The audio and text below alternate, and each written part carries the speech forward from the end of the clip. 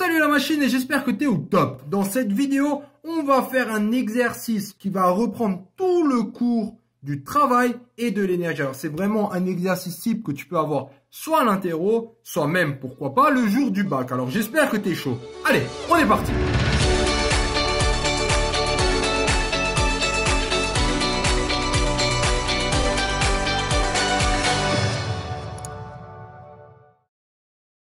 Alors, je vais même pas te montrer tout l'énoncé parce que sinon tu vas partir en courant. Mais fais-moi confiance qu'à la fin de cet exo, tu seras le roi de l'énergie et du travail.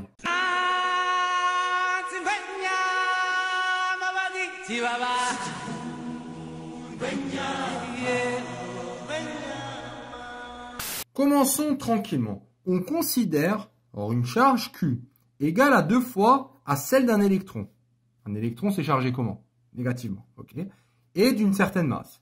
Alors là, on a une armature, donc l'armature haute et l'armature basse. On a une charge Q qui est au milieu, qui va vouloir aller du point A jusqu'au point B. Si je te le dis d'avance. Et là, on a un angle entre, ça c'est la verticale, et justement cette petite inclinaison. Très bien. Donc initialement, en A, on a un certain potentiel qui est égal à moins 2 volts. Très bien. Et donc cette particule se déplace vers B, qui a un potentiel de plus 3 volts. Le déplacement se fait sur Terre à l'air libre. Ça peut te paraître bizarre, mais regarde maintenant par rapport à la première question, faire l'inventaire de toutes les forces. Alors, quelles sont les forces sur la Terre? Donc, tout d'abord, on a, celle de d'habitude, le poids. Attention, c'est à l'air libre, donc on a aussi les frottements de l'air. Alors maintenant, il y en a une que obligé que tu oublies, c'est la poussée d'Archimède. Celle-là, j'en parle déjà un peu. La poussée d'Archimède, c'est juste que cette particule, elle occupe un espace. Et cet espace qu'elle occupe, c'est en fait un espace où il n'y a pas de l'air. Et ça, c'est l'idée d'Archimède. Donc cette poussée d'Archimède, c'est juste que ça va être une petite force qui va être proportionnelle à, donc ça dépendra de l'air, mais à cet espace. On ne va pas rentrer dans les détails. Et finalement, vu qu'on parle de charge, il y a bien sûr la force électrique. Alors, parmi ces forces, question numéro 2, lesquelles sont conservatives? Alors, une force conservative, bref rappel, c'est si je vais entre A et B, donc un point de départ et un point d'arrivée. Peu importe du chemin parcouru, que ce soit l'orange, le bleu, bref, tout ce que tu veux, le travail va être indépendant. Ce qui nous intéresse, c'est le point de départ et c'est le point d'arrivée. Hein? Alors, si je veux l'écrire, c'est en termes de travail, bien sûr. C'est le travail du chemin 1 de la force F qui est conservative est égal au travail de la force 2, etc., etc. Alors, j'ai fait 2 vidéos sur les forces conservatives où j'explique même les formules, comment on les trouve. Il s'agit du poids et de la force électrique. Donc, voici pour la deuxième question. Question numéro 3, un tout petit peu plus longue. Si la trajectoire est rectiligne, donne l'expression du travail de la force de frottement, tiens, on s'intéresse à la force de frottement, de l'air F, supposée, donc la force est supposée, constante entre A et B, en fonction de F et AB. On s'intéresse maintenant à la force de frottement. Qu'est-ce qu'on peut dire? Alors, déjà, on peut partir de la définition pure. Le travail, de quelle que soit la force, c'est W comme work en anglais. Le déplacement, c'est entre A et B, de la force, laquelle? La force de frottement qu'on note petit f. Donc ça va être la force scalaire AB. Définition. Si je développe le produit scalaire, c'est la force fois. Donc ça veut dire que c'est l'intensité de la force fois AB fois le cosinus. Et cosinus, c'est entre le déplacement et la force. Alors on sait une chose. On sait que la force, elle est tout le temps opposée au mouvement. Tout le temps opposé au mouvement. Donc, si lui, il veut aller là, la force de frottement va vouloir aller là. Donc, cet angle, c'est combien? C'est 180 degrés. C'est aussi pi. Et cosinus de pi, c'est égal à moins 1. Donc, on a bien le travail qui va être moins F fois AB.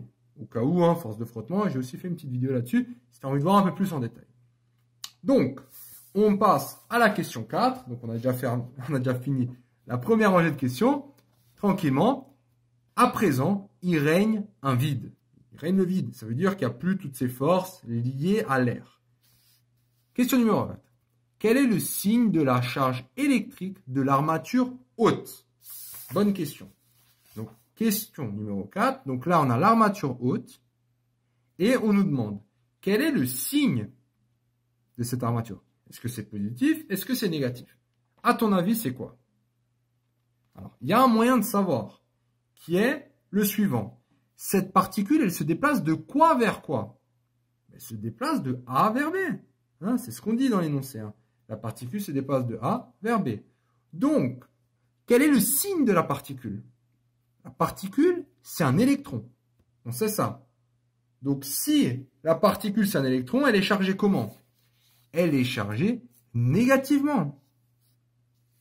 Elle est chargée négativement et attirée vers le haut. Donc, le haut, forcément, c'est de quelle charge? Qu'est-ce qui attire le négatif? C'est le positif. Donc, la charge est positive. Tout simplement. Hein. Donc, on déroule vraiment des questions qui restent relativement, on va dire, logiques.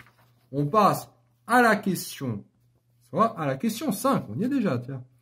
Alors, représenter E, donc le champ magnétique, le champ électrique, et G, approximativement sur le dessin.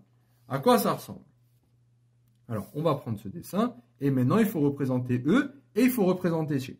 Alors, G, c'est quoi? Ben, G, c'est le poids.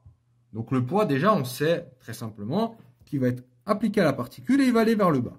Donc là, on s'en fout des échelles. Donc ça, on a le poids qui va être là. Et le champ électrique, alors maintenant, regardons. La question d'avant, on vient de dire que l'armature haute, elle est quoi? Elle est positive. Donc là, on a plus, plus, plus, plus. Donc le champ, donc là, on a moins, moins, moins, moins. Et le champ électrique, il va du plus vers le moins. Le champ électrique, il est là. Et la tension, elle est vers le haut. Bon, bref, on verra ça après. Donc, voici le champ électrique. Et G, il est là. Donc, graphiquement, on a répondu à la question 5. Question numéro 6. Donner l'expression littérale du travail de ces deux forces. Donc là, on nous demande l'expression littérale du travail du poids et du travail de la force électrique. Alors, j'ai déjà fait même une vidéo là-dessus, hein, mais je vais y aller un tout petit peu plus rapidement. Donc, voici sur le dessin à quoi ça donne. Donc, le travail de la force électrique. Je pars encore de la force électrique et du poids. Commençons par le poids. Le poids, par définition, c'est P scalaire ouais, AB. Alors, P scalaire AB, je vais aller relativement simple. Donc, AB, il est là, et P, il est ici. Ou si tu veux, ça s'applique comme ça. Donc là, j'ai la particule GP. Ça, en fait, je peux dire, par définition, c'est égal à quoi? P fois AB fois cosinus de l'angle. Cosinus de l'angle. En fait, ça, c'est bien l'angle alpha. Donc, je vais juste l'écrire.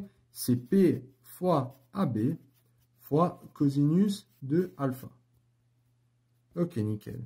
Et j'aimerais juste te dire que j'ai fait dans une autre vidéo que si maintenant, moi, si je note maintenant la différence entre A et B, cette hauteur, je la note H. Donc, si ça, là, je note H, je remarque que cosinus de alpha, tu vois, dans un triangle rectangle, c'est K. Adjacent, c'est AH sur hypoténuse. Donc, c'est AH sur hypoténuse AB. Donc, au final, cosinus de alpha fois AB, tout ça, là, est juste égal à H. Et P, c'est égal à mg, donc j'obtiens bien mgh. Donc, je l'ai repris dans la vidéo, au cas où, où je montre que le poids est une force conservative. Donc là, je le refais un peu plus rapidement. Donc, on obtient quoi dans notre cas? Dans notre cas, on obtient... Alors, le poids, il va s'opposer au mouvement, parce que la particule va vers le haut. Donc, le poids va être une force, quoi? Est-ce qu'elle est motrice? Non, il va s'opposer. Donc, c'est pour ça. Donc, on peut le voir au niveau des angles, mais clairement, on va avoir moins. Donc, ça, c'est la formule du poids, ou moins mgh. Ce qui est aussi juste. Au niveau de la force électrique, on a quoi? Alors, on repart. Encore une fois, la même chose. Donc, ça va être FE fois AB fois cosinus d'un certain angle. Je mets alpha. Ok, cosinus d'un certain angle. Alors, E, tu le retrouves où? Il est là. Donc, l'angle, c'est l'angle entre la force électrique et le déplacement. Le déplacement, il est où? Donc, le déplacement, il est comme ça. AB, hein, c'est ce qui nous intéresse, vu que c'est une force conservative. Bam. Et la force FE, elle va être aussi dans la même ligne. Donc là, ça va être l'angle, c'est quoi? Ça va être 0. Hein. Donc, on a bien FE fois AB. Ensuite, FE, par définition, c'est égal à la charge fois E, fois AB. Là, maintenant, c'est un peu des formules. Hein. J'ai encore une fois détaillé ça dans la vidéo. Donc, si tu veux l'apprendre, c'est E, on sait que c'est la tension entre B et A divisé par AB, fois AB. Donc, ça, c'est juste des formules que je suis en train d'appliquer. C'est rien de plus compliqué. Ça, par définition, c'est ça. Du coup, là, les AB, ils peuvent se simplifier. Et tu tombes sur la formule que tu connais sûrement. C'est la charge. Alors là, ça, c'est juste une valeur absolue. Ça veut dire que peu importe du signe. Ce qui m'intéresse, là, c'est juste d'avoir l'intensité de la force. On s'en fout si ça va vers là ou si ça va vers là. On le sait de toute façon vers où ça va. Donc, j'ai l'intensité de la charge fois la tension entre B et A. Et ça, c'est ce qui est notre cas. Là, on n'a pas la tension entre B et A, mais on a le potentiel en B et en A. Donc, ça, c'est en volts. Hein, on l'a dans l'énoncé. Donc, d'après notre énoncé, on pourrait utiliser ça pour trouver un résultat. On est bon? Donc, ça, c'était pour la formule 6. Alors, soit tu peux l'expliquer comme ça, je trouve ça quand même intéressant de comprendre avec les formules au moins, ou bien tu balances direct les formules, ça peut aussi passer parce que de toute façon ces formules, elles sont considérées comme acquises. Donc voici, on passe à la suite. Alors la suite, c'est la question numéro combien? On a fait 6 et maintenant on va faire la question numéro 7. Dire si ces forces, elles sont à la base d'un travail moteur ou résistant. Alors, est-ce que ces forces sont motrices ou pas? Allez, à ton avis. D'après ce qu'on vient de trouver, on a trouvé que le travail du poids, il est quoi? D'un point de vue de signe, il est négatif. Hein? Parce que la charge, elle monte, lui, il tire vers le bas. Ce qu'on dit, c'est négatif. Donc, c'est clairement une force. Est-ce que c'est résistant au moteur? Non, c'est résistant. Boum. Déjà, ça, c'est bon. Et au niveau de la force électrique, on a vu que le signe, il est positif. Donc là, le signe, il est positif. Donc c'est écrit ici. Donc, c'est moteur. Et encore une fois, regarde, c'est logique. Là, j'ai mes plaques. Et on a vu que je vais avoir une force qui va attirer cette particule vers le haut. Hein. Il s'agit bien de la force électronique. Tu vois, elle est attirée vers le haut. Donc, elle va aider au déplacement, donc c'est moteur. Et le poids va tirer vers le bas. Donc, lui, il est contre. Donc, lui, il va aller à l'encontre. Donc, ça va être résistant. Donc, c'est juste ça, au final, la logique. Et tu le vois au niveau du signe. Alors, maintenant, c'est quelque chose de relativement simple. La question 8, c'est juste calculer ses forces sur AB est égal à 1,8 mètres. Bon, moi, je ne suis pas trop application numérique, mais je me suis dit, je vais en faire quelques-unes ici, parce qu'à l'interro, tu les as aussi. Donc, on va juste remplacer bêtement les valeurs. On va juste les remplacer. Donc, M fois G, donc moins MG fois AB fois cosinus de l'angle. Donc, on a bien l'angle qui est de 30 degrés dans l'énoncé. M, il est donné dans l'énoncé. 9,8, c'est dans l'énoncé. Tout ça est dans l'énoncé. J'ai déjà fait le calcul, hein, parce que de toute façon, celui-là de tête, j'y arrive pas. Alors, juste un truc que je vais insister, c'est les chiffres significatifs. Là, j'ai 3,2, j'ai 9,8, j'ai 1,8. Donc, tu vas prendre le plus petit. Donc, tu vois bien qu'il y en a 2. Donc là, il va aussi en avoir 2. Important aussi, les unités, c'est en joules. Au niveau des charges, c'est la même chose. Hein. Donc, je vais appliquer. Hein. Donc, c'est 2 fois la charge d'un électron, qui est donné dans l'énoncé, fois, ça, c'est VB, c'est donné dans l'énoncé, et ça, c'est VA. J'applique tout ça, et je tombe sur un signe positif là, un signe négatif là. Tout est cohérent. Question d'après. Donc, ça, c'est juste une application numérique. En déduire.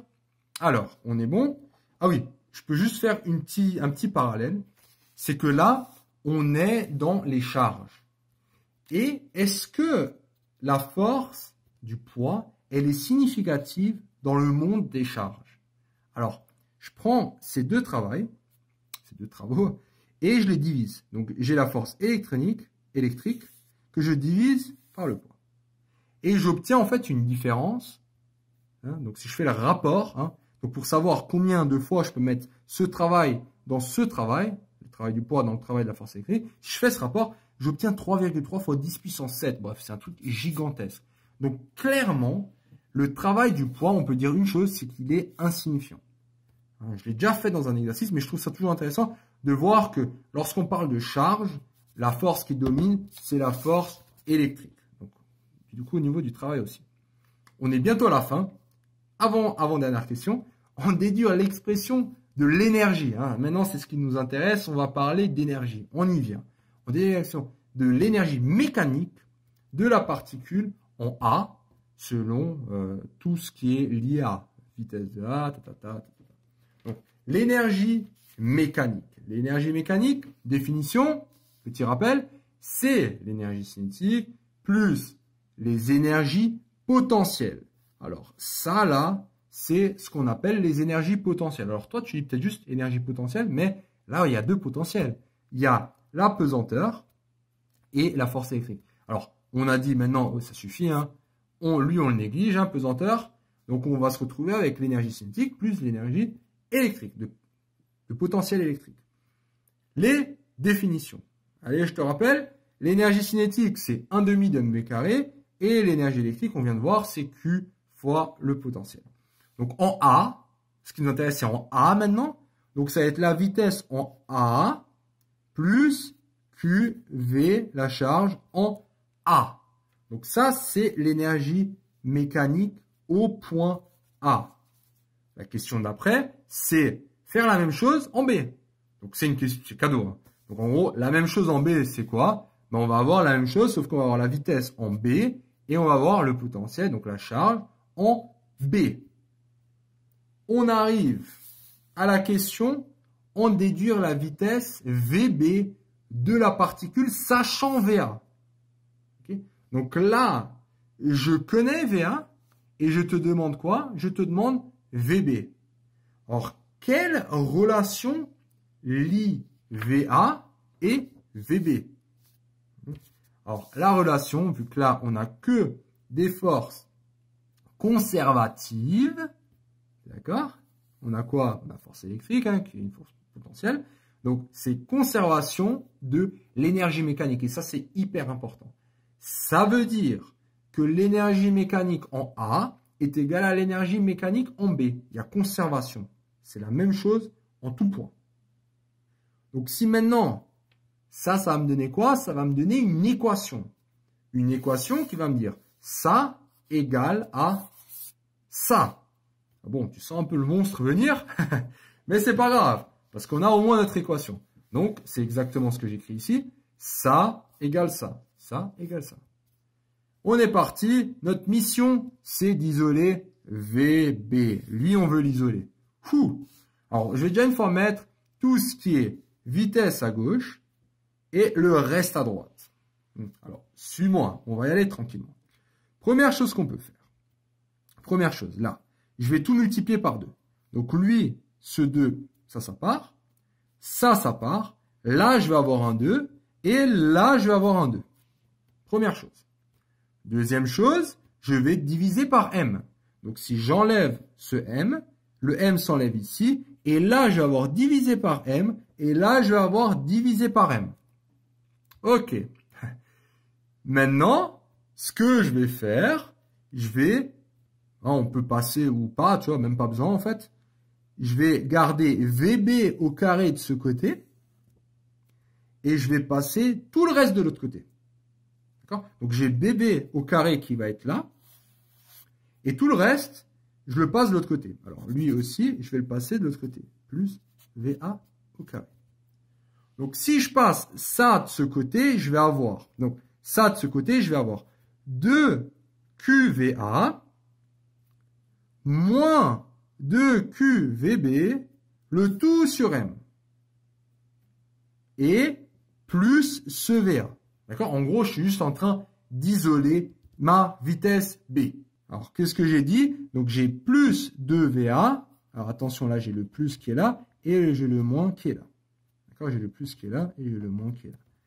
Donc, j'obtiens finalement hein, ça. Donc, j'ai VB au carré est égal à 2Q VA moins VB divisé par la masse plus VA au carré. Bon, j'ai juste isolé VB, il n'y a pas de stress. Alors, c'est pas encore fini parce que je veux VB. Donc, il va falloir que j'enlève ce carré et que j'applique une racine. Fou! Et là, alors, je sais, hein, tu es en train de flipper, mais j'ai juste appliqué. Donc, j'ai appliqué, j'ai remplacé par les potentiels, j'ai remplacé par la vitesse 0,53 qu'on nous donne dans l'énoncé. Hein, donc, voici la vitesse de l'énoncé et toutes les autres valeurs de l'énoncé. Donc, le potentiel en VA, le potentiel en VB, la masse. Donc, j'applique tout ça dans cette grande application numérique. Je balance tout là-dedans. Donc, j'ai vérifié plusieurs fois et je trouve un résultat de 3,2 fois 10 puissance 4 mètres par seconde. Il s'agit d'une vitesse, hein, donc c'est mètres par seconde. Pour ceux qui ont un doute, il y a la racine, elle est positive parce que c'est une vitesse. Hein. Donc, voilà, mon application VB est égale à 3,2 fois 10 puissance 4 mètres par seconde. Et ce qui termine notre exercice. Alors, comment ça a été? En tout cas, je ne sais pas si tu te rends compte à quel point là, on a vraiment parcouru tout le chapitre. On a eu tout ce qui est court au début. Hein, on a vu toutes les forces conservatives, l'expression des forces conservatives, hein, force pesanteur, électrique. Après, on a parlé de travail aussi, bien sûr. On a fait quelques calculs de force. Et finalement, on a terminé sur tout ce qui est énergie. Énergie mécanique, cinétique, potentiel, bref. Nickel. Félicitations d'être arrivé jusqu'au bout de cette vidéo. Cette vidéo t'a plu? Ça tombe bien, il y en a encore. Sur matrix.fr, tu peux non seulement télécharger le résumé de cette vidéo, mais aussi retrouver tout ton programme avec plein d'exercices corrigés, étape par étape. Tu peux aussi défier tes amis dans des jeux et te mesurer à la communauté Matrix pour gagner un cadeau tous les mois. On se retrouve sur matrix.fr.